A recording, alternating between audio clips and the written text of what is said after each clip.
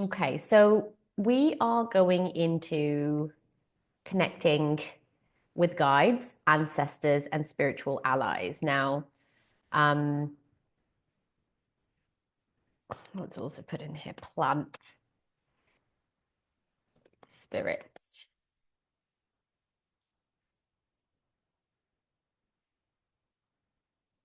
And this is like a 1 hour masterclass. And um, again, a whole massive area training programs just about this. Um, and we do have some time for additional study. We've got one more supervision session. And so we do have time to go into some of this content a little bit deeper than today. So let's just see what kind of comes up. Now, I know again that some of you do connect. We've already had some questions, we've already had some discussion, we've already covered some content on this, but I'm just wondering what is with you presently for some of you at the moment? What would help to really direct your learning with regards to this psychospiritual work around guides, plant spirits, ancestors, spiritual allies? What are you interested in? Is there a particular theme topic or something or a concern or a way that you'd like to incorporate this into your work? I'd really love to hear from you.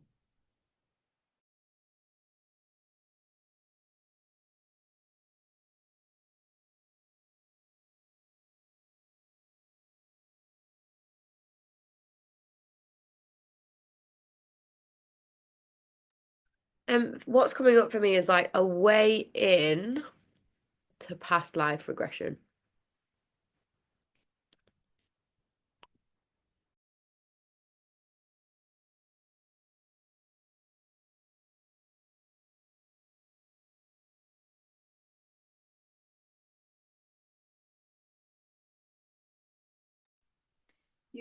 You're muted, Natasha. Sorry, I had a question, Ria, just a follow-on question. Is that for you as a practitioner, a way in to support your clients into that? Yeah. Yeah. Okay, great. Anybody else? Because I feel This, like as this a is, process, I feel like um it's something that I think comes quite intuitively to me, and I've also experienced it quite a few times, and I think it's quite similar to the IFS model mhm. um in the inquiry. But I guess it's like, yeah, understanding how to know when that would be the right thing to open up even or to suggest. Yeah, great. Anybody else? Is that interesting for anyone? Does anyone else want to know about that or something else?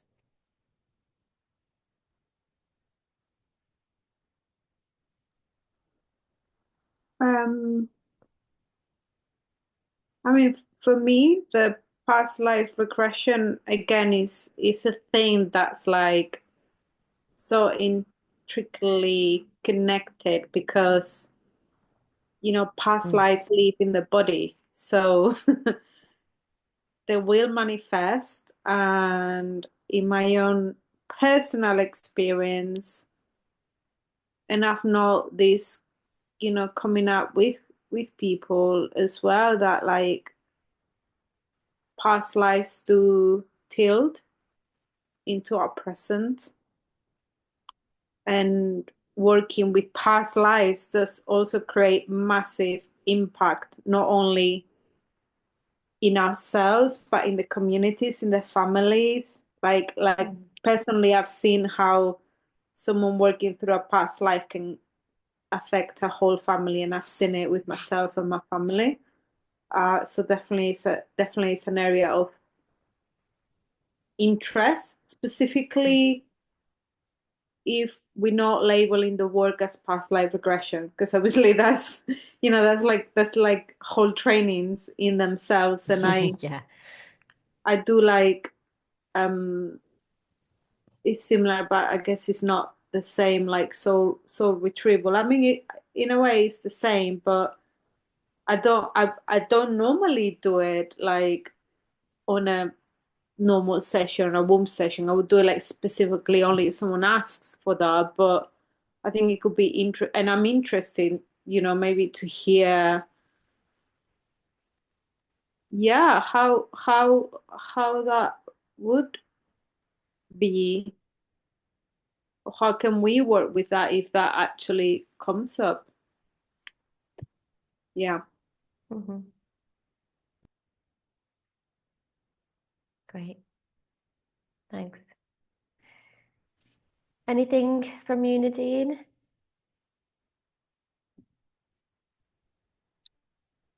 I'm just happy absorbing at the minute, I think. Great.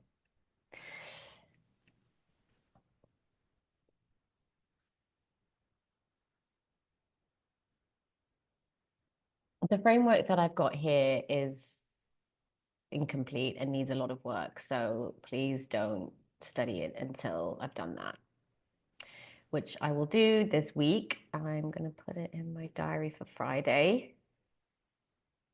Come on.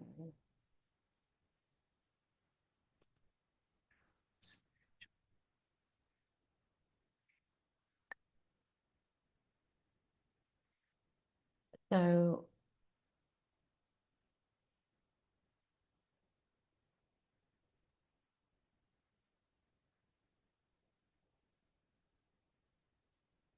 the way that I work with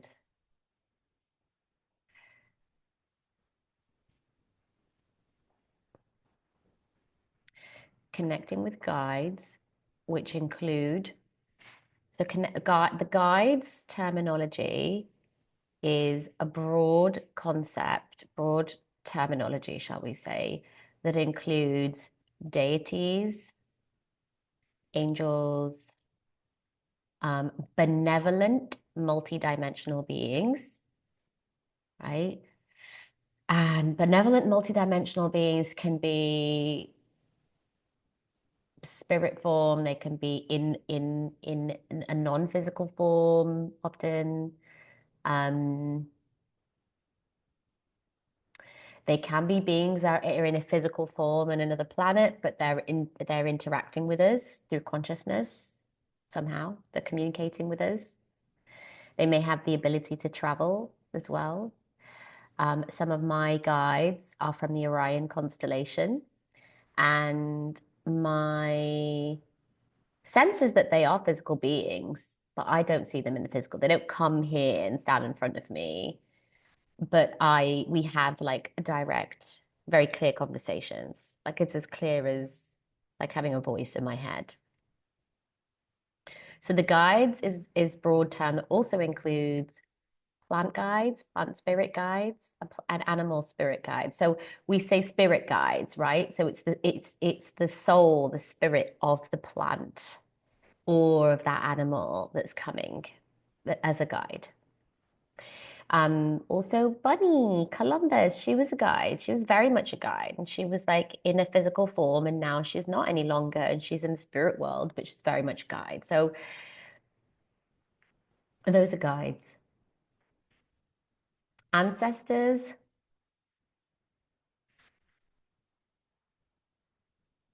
Let's clarify this.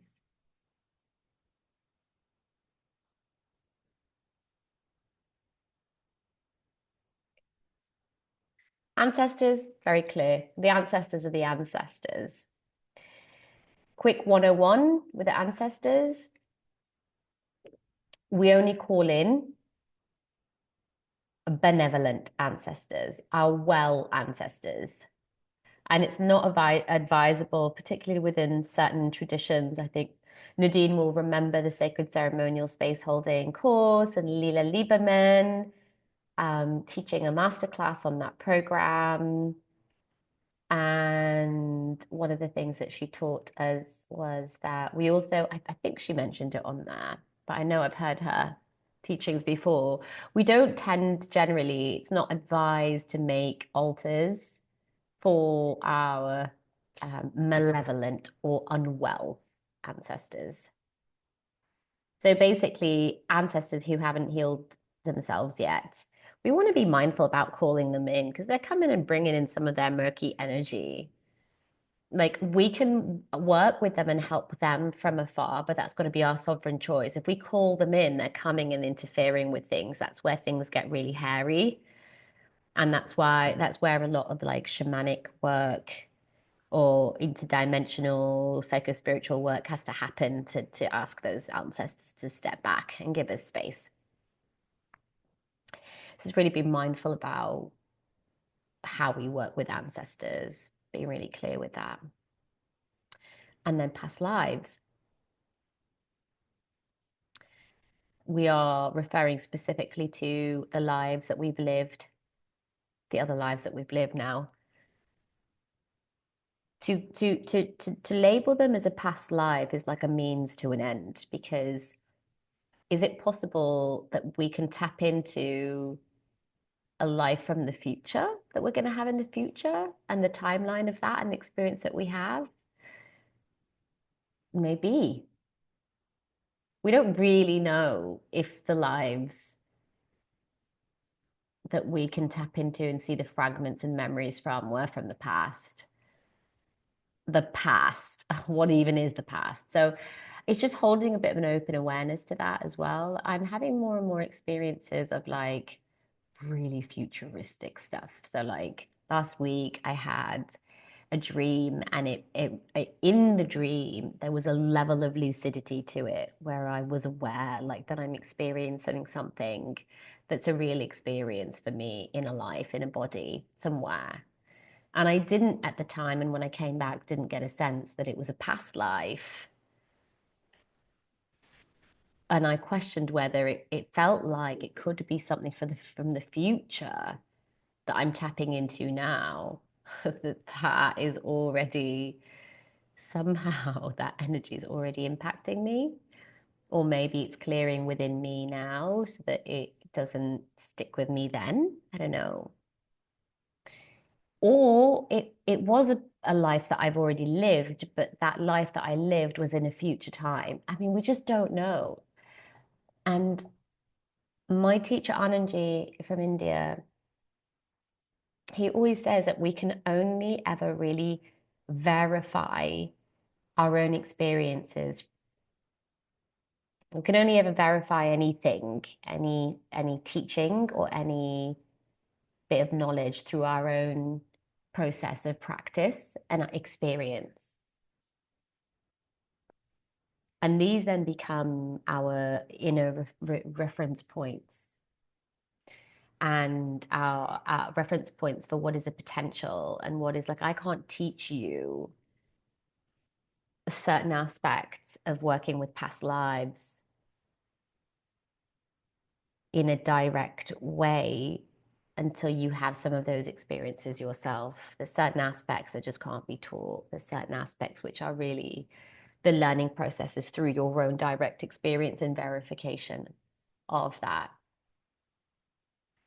And so I really get why it is really useful to have that journey, to go into past life journey. So those are some of the kind of outlaying tenets of these particular types of work. Now, what I will also say as an outlay is an underlying theme for all of these, working with guides, ancestors, and past lives, is that there are different protocols for these. It's probably quite obvious. There's a particular way or particular ways that we can work with our guides. For example, ways that we can guide that for our clients, ways that we can, in terms of inner journeying, how we can guide them in an internal journey, like a shamanic journey to meet their guides. There are ways that we can help resource our clients so that they can connect to their guides. There are ways we can give that psycho-spiritual education about guides to our clients. There are lots of different practical exercises that we can do to connect to our guides, like making offerings to our guides on our altars or in temples. There are lots and many ways of doing that. And then with ancestors, working with ancestors similarly, there are, again, ways of inner journeying, ways of connecting, ways of utilizing the IFS model to work with ancestors, ways of unburdening the ancestral energy, ways of like ritual ways of honoring ancestors. There are, again, many ways and different sub protocols. And then similarly with the past lives, there are particular protocols. Now, what I will say is the way in to all of these is also is very different, and that's what's really key. And the distinction is, for me,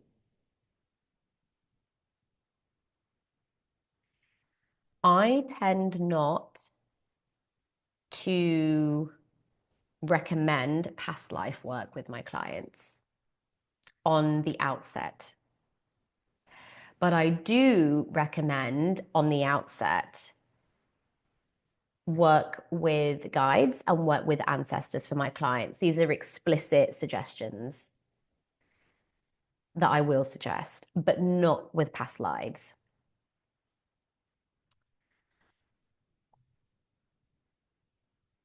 And the reason for that is because the way that I feel is an approach that I feel that allows for the natural evolution and the natural coming forward of clients' parts is to not have a structured, rigid plan at the beginning of like week 1, we're going to work with this part, week 2, we're going to work with that part, next session, we're going to work with that part. Is structuring things in a way where you're aware and the clients are aware of the kind of outcome, the things that they want to work on. But every session is an opportunity to drop into the system or for them to identify a part that they want to work with and let it unfold session by session by session.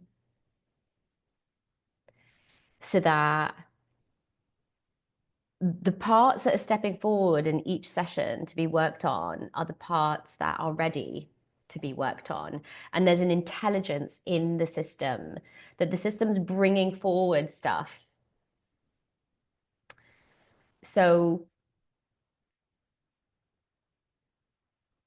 I don't suggest, right, I think we should do a session now going into your past life, unless it's explicitly been coming up and the parts have been saying there's something from the past life here, there's something from the past life here, there's something from the past life here. And then we go, right, okay, well, let's work with that next session. What I find is that because I'm holding the intention, the ability, the skills to be able to work with past lives and do past life regression, what happens is my client systems just bring it forward when it's appropriate. So it normally tends to be at a time where they've done a certain like level of work and they're getting to a certain depth. And my observation has been that this past life work is getting into the backlog of the karma, of the burdens that are being held in the system. Because I'm starting to kind of feel that like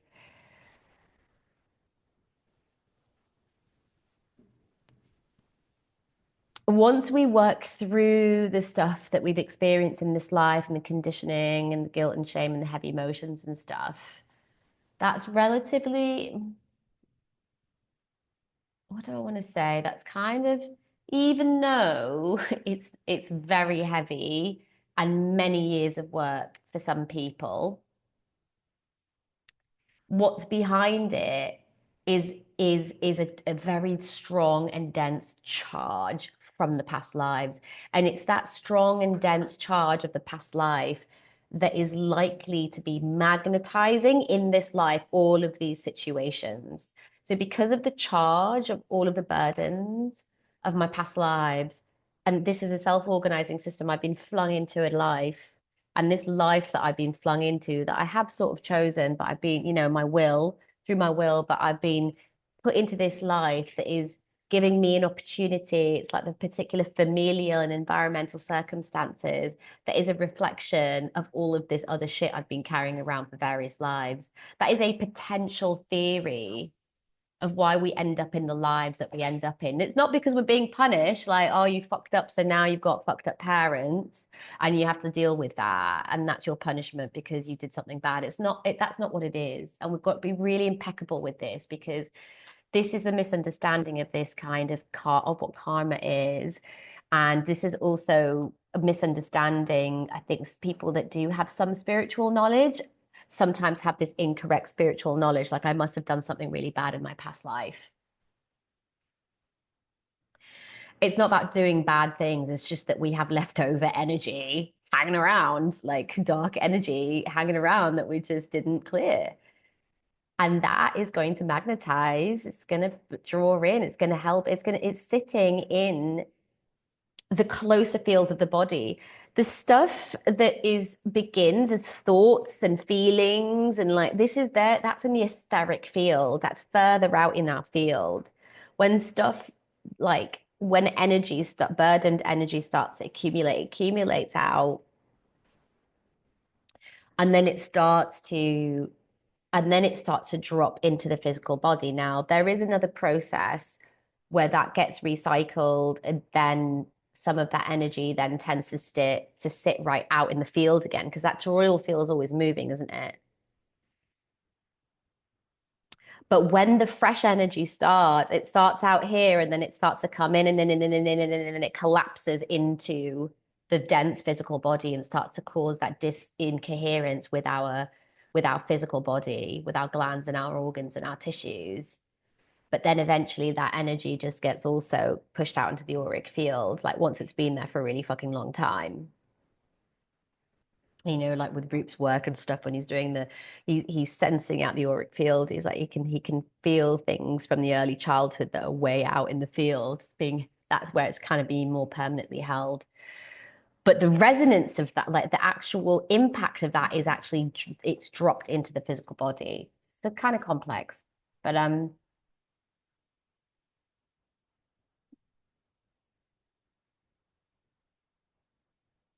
so when we're coming into this life, we've got this burdened past life energy hanging around in our field. Psychic energy, as it's sometimes called. And that will, because it's unresolved, and this is all a self-organizing system, it will just magnetize well, it's affecting our vibration, but and that's also affecting the way we think and the way we feel.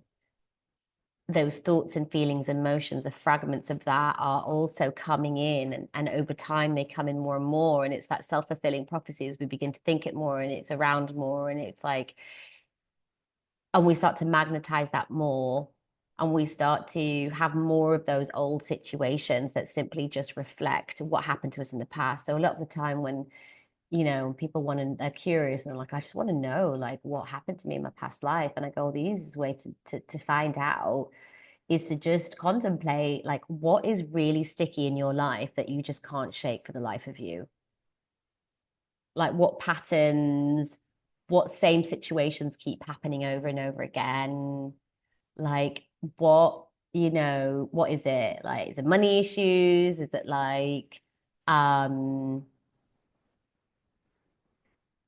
like a certain feeling, like a certain, like I just feel really victimized, or I feel really persecuted, or like there's often this stuff that's the charge is different. It's like I've been working on this for a long time.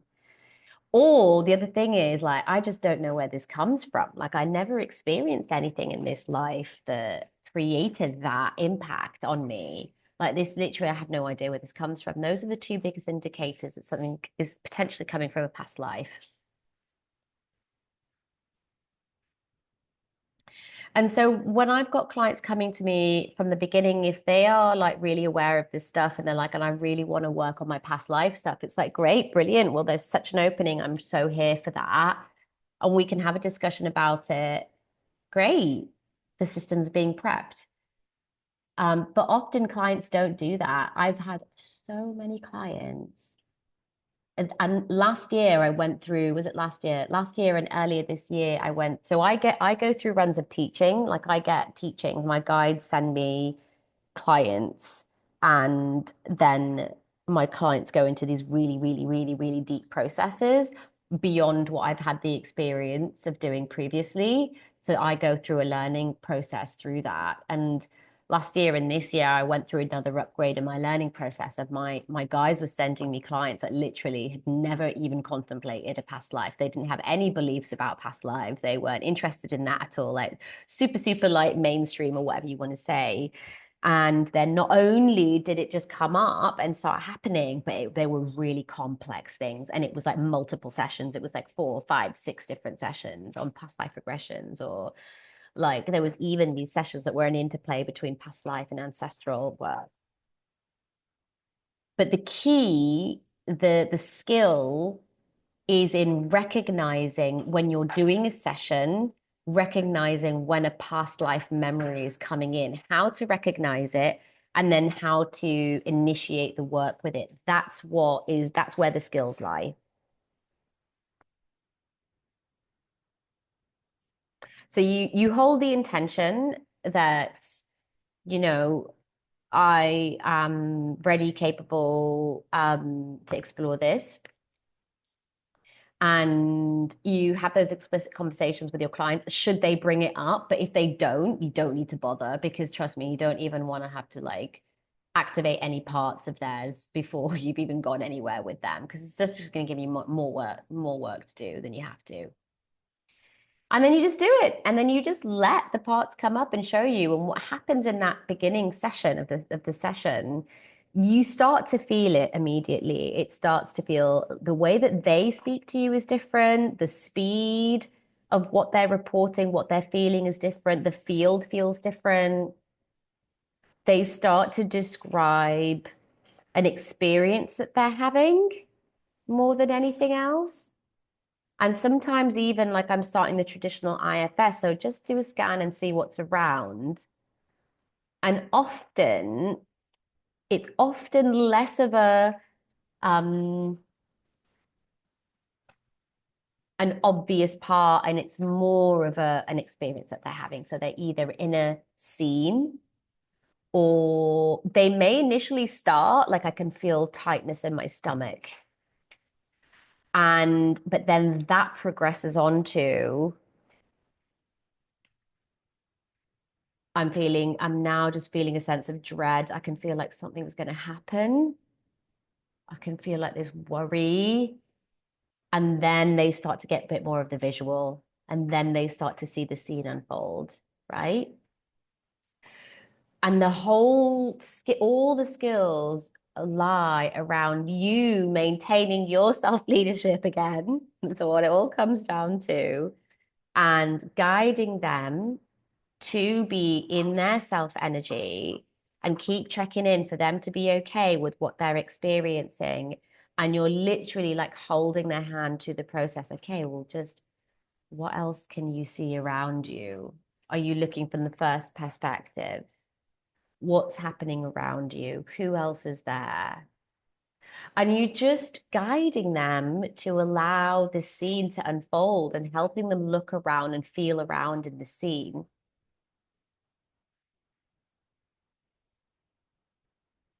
And then constantly checking in with what needs to happen. If something does happen, is there anything that needs to happen here? Is there any reassurance that needs to happen? Now, the easiest way of doing this work is a direct access way. So they are themselves in that past life. Okay. The more complex thing to do is to work with them and all of their parts that are coming up in the moment in that past life. That's another level. Don't do that.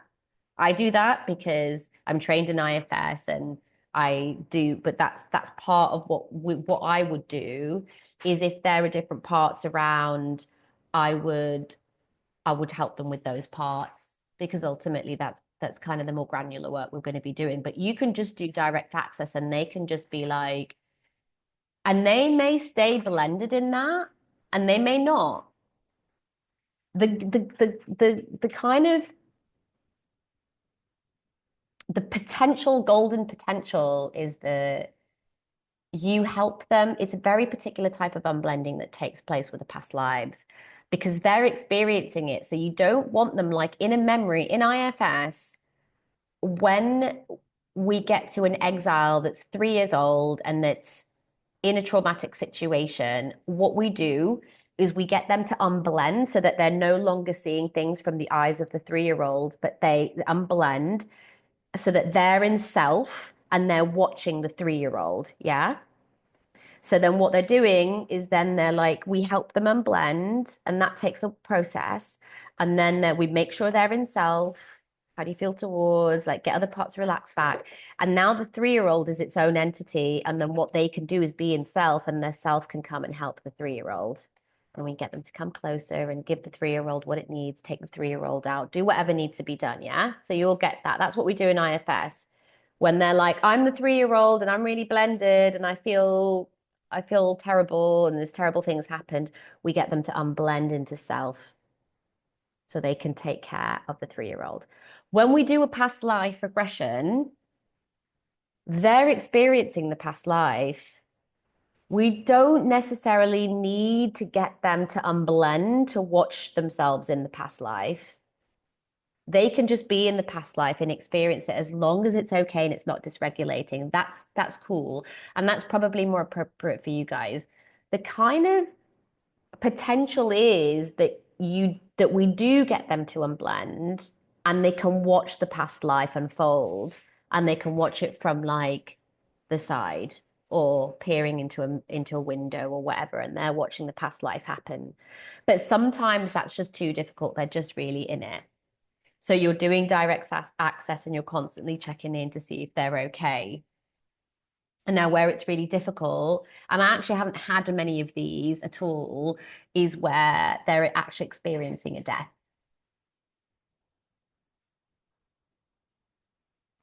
And the experiencing a death in a past life isn't a bad thing. It's often happening because it's their time to make peace with it. Because that was the trauma that they've been carrying. And now they get to witness it or they get to experience that death in a different way. And that's what the learning is. That's what the big unburdening is that is okay now. They can clear. It's like doing a redo, do-over in IFS. When we have the 3-year-old and we have the self, part of one of the unburdening techniques that we can use is that we can say to the 3-year-old, like, how can we change this traumatic situation to be what you needed back then, and we can actually change the scene and make it all like really happy and everything so that the 3-year-old's like has it play out in a different way. It's called do-over. We can do that for past life. That's often what happens in past lives. It's being re-experienced because the client, even if they're in the part, is holding a lot of self energy. So I've had this myself where I experienced the death where I had my lover drown me because I was being hunted down and I was going to be killed. There was no escape for me. So the only thing that I could do was kill myself or have my lover drown me. And so I experienced that death. But it was peaceful and it was beautiful and it was loving and it was a peaceful transition. And my therapist luckily didn't freak out and try and stop me and take me out of it and be like, oh my God, no. She stayed with it. And it was a beautiful experience and it helped me to heal that and let go of that burden and that just be dissolved now and didn't have to be carried out anymore. So this constant checking in, seeking permission, is it okay to be here? Let's pause here, let's take lots of space, let's breathe. What is it what reassurance do they need or what resourcing do they need? Really taking it really slow is very, very, very key. Working with their parts in that moment. How are you feeling? I'm feeling really scared. Okay, what's happening? What are you afraid is going to happen? And just like working, just being there with them, like even just in that processing of like, what are you afraid is going to happen? I'm afraid that that person's going to come and lock me up. Okay. And so I'm just really want to reflect that back to you, that there's that feeling in your body of fear. Is it okay to still be here? Yeah, it's okay. Is it okay? Is it okay for this to keep playing out? Yes, it is. Is there something that you can do to get away or to move? Is there something? And then sometimes at a certain point, it's appropriate to direct them. Is there a place to move? Is there a retrieval to do? Is there somewhere that's safe for you that you can go to? Is there something that needs to happen right now? Because the guiding star is that there is a purpose to this past life being shown. There's a purpose. The purpose is that that person has something to learn from that experience to take back into the now. So if a part of that is that they need to be directed out or change something or resolve something and do that themselves, then that's the fulfillment of that guiding star. That's the higher purpose that they're cleaving from this. It's always about a lesson, and you can always also ask that explicitly. What is this memory showing you that is relevant for your life now? Because basically you're helping them to just develop this and collect this intelligence. In this scene, you're just like, right, okay, great, we have half an hour left. We're just here to collect as much intelligence as we can so that this person could, when they come back, we can have some time to debrief and find out from them, what did you take from that? Like, what's the learning? What was the reason that you had this experience, you were meant to have this experience? What is it teaching you and showing you about what's there for you?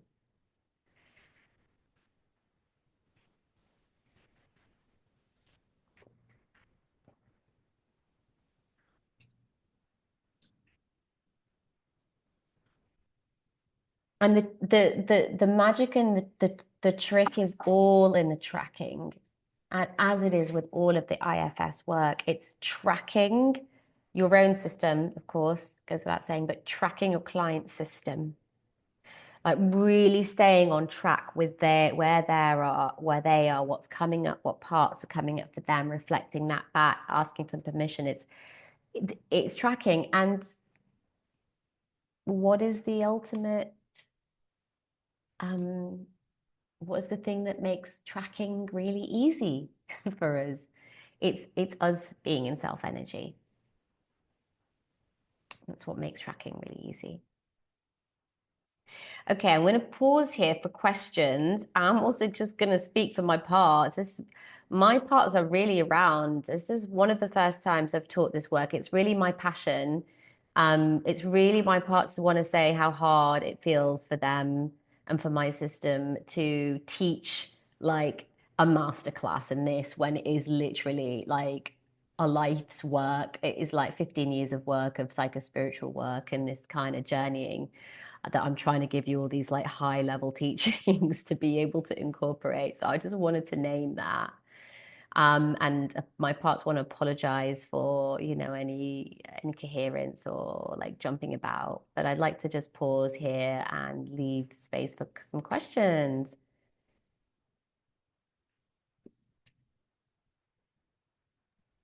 I just want to say thanks for sharing all this, Natasha, and it's really landing. I think especially because what's coming up that I feel to share is I had a friend he sadly passed away a couple of years ago, last year actually.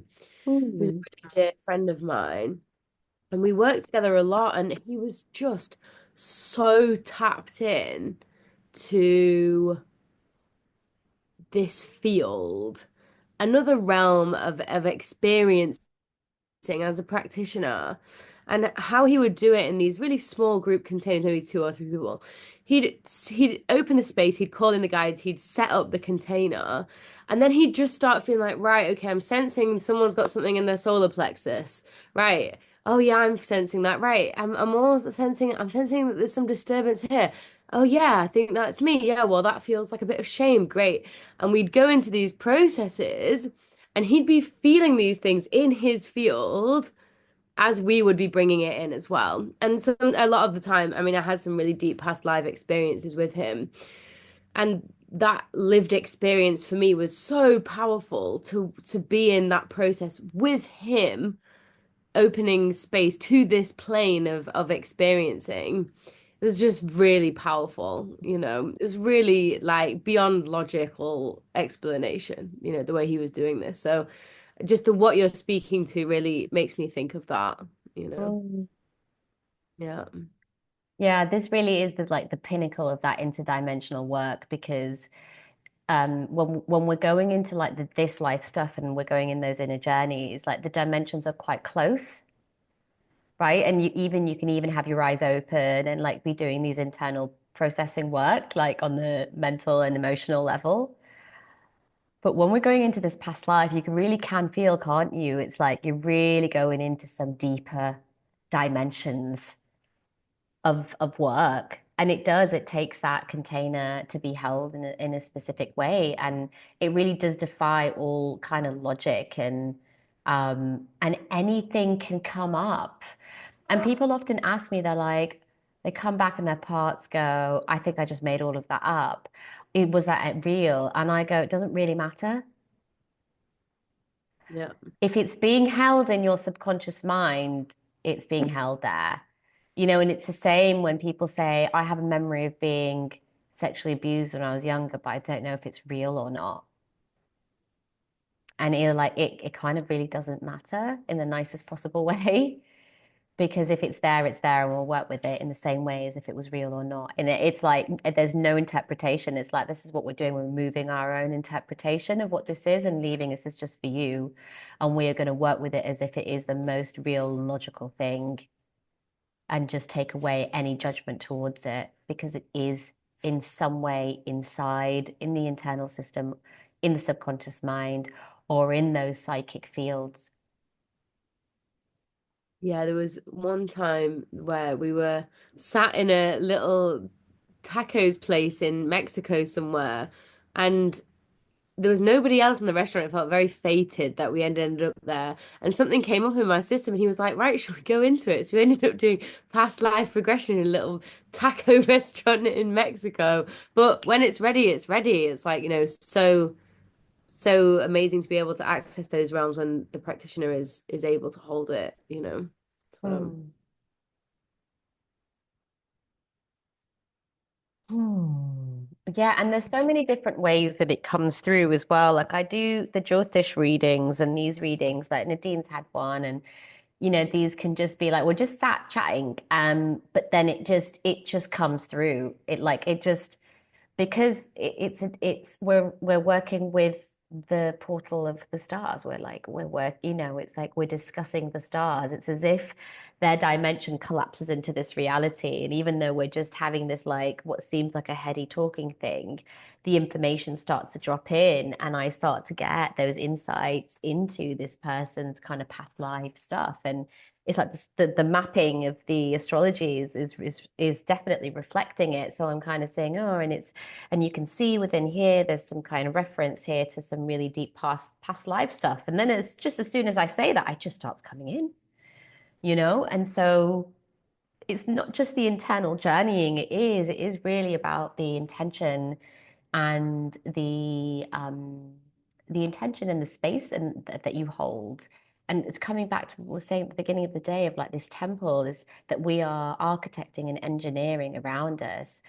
That is, you consciously must encode that with your intentions of where you want to go with your work, what experience that you're looking to have, because that structure is like beaming out like a lighthouse basically into the universe, and it is attracting and pulling in exactly the clients that you are manifesting. And so if you're not really actively doing that as an exercise, you're simply going to be pulling in clients that just reflect your state of mind. So don't be surprised when clients come that are reflecting your sense of feeling of lack of abundance or lack of self-worth or lack of like I'm not good enough in the work that I do. You're just going to get clients that either also don't feel good enough in themselves or don't think you're good enough as a therapist. And it's nothing personal. It's just that we've magnetized that into our situation. So consciously engineer and architect this temple around you and the energy that you put out there. Any other kind of questions or reflections or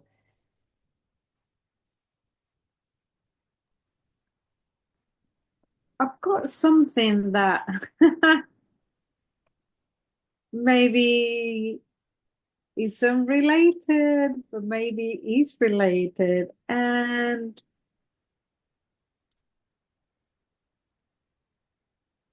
and this is to do with like memory and all this stuff. So I'm wondering, how do you keep track? Like, because I know if you go, I assume that if you do any kind of psychotherapy or, like formal therapeutic training, you get trained on how to keep clients' records and how to keep, because I guess in a way we're working with storyline in a way, when we're working with people for a bit of time. So I'm curious, what ways are there to keep track um, of that storyline, of that, work that, yeah, we're doing with people. so let me see where my thing is. Bear with me one moment, I'll show you.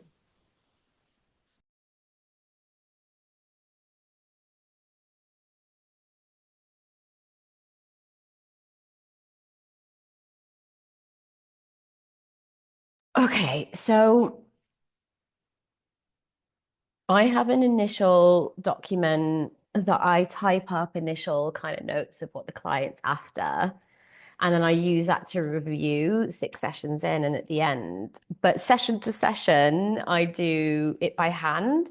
Now, I actually recommend an upgraded version of this, which is to get a pen for your laptop or for your tablet, or get one of those very expensive, remarkable style, they're like a digital notepad, because then you don't have to carry books around. You can have it all online. But essentially, the way that I keep track is make sure I don't have anyone's name on here. Can you see that?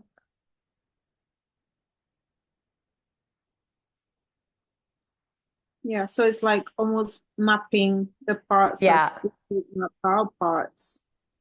yeah. And I have like um so I'm just obviously being a little bit lax. Okay, let me find you a really good one. I have so like I mean I will have like okay. So I'll have like P for where parts come up.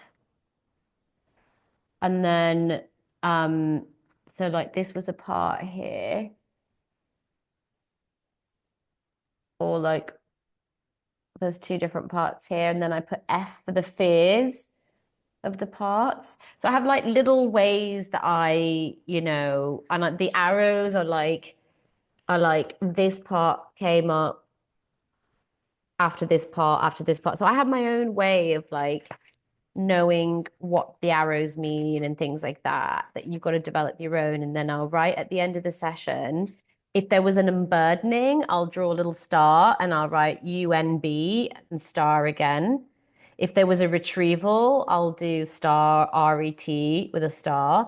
If there was like a memory reconsolidation, like a trauma technique, I'll put the abbreviation for that so that I know when I come back what was achieved. I've got all my little symbols and all of my little bits, and then I have NT for next time, and I sort of make a note of what we're going to do next time. So like if any parts pop up and we've said to them that we'll come back to you next time, then I put that on there, and then we have to go back there next time, It's kind of yeah. So they can just look like, kind of look like anything. Does that help? It does, yeah, because the whole organization thing is definitely not something that I've born with a natural ability to do. And I'm curious, so you keep like one book for each person, or do you have like a way of like marking? I just it's chronological. I just have one book and I just do it day after day after day after day. And then I have all these books now which I need to burn.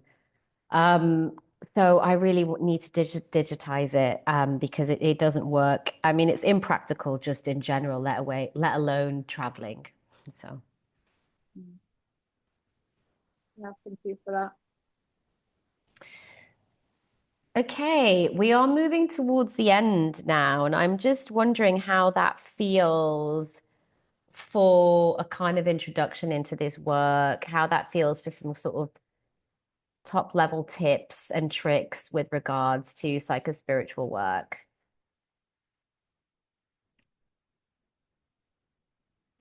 Yeah, there's a lot there for you all to work on. There's a lot for you to work with and integrate and incorporate. Yeah.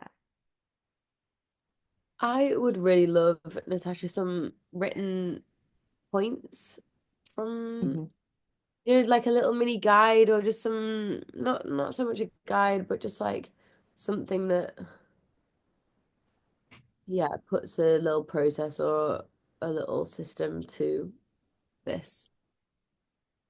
Makes sense. To Or even exactly what I like, yeah, like top tips, or things to remember, important things like, the yeah. big main teachings from working with these realms, I guess, like a spiritual. hmm Yeah. Great. Well, I will get the notes, the AI notes from this little video here, and write all of that up from it, and then add some extra bits to them and get those sent to you. That'll have everything that we've covered here, and then I'll go through and put in any other bits. It's a really tricky one, Mia, because like I said, like I'm going to sit with this and I'm going to see what's appropriate because I've got a part that's kind of like feels like I have to either like it's like it feels a bit all or nothing or something. It's like this part's like we're just gonna do it. We're just gonna write the thing, and then it's gonna be the whole freaking manual. Do you know what I mean? On like doing everything.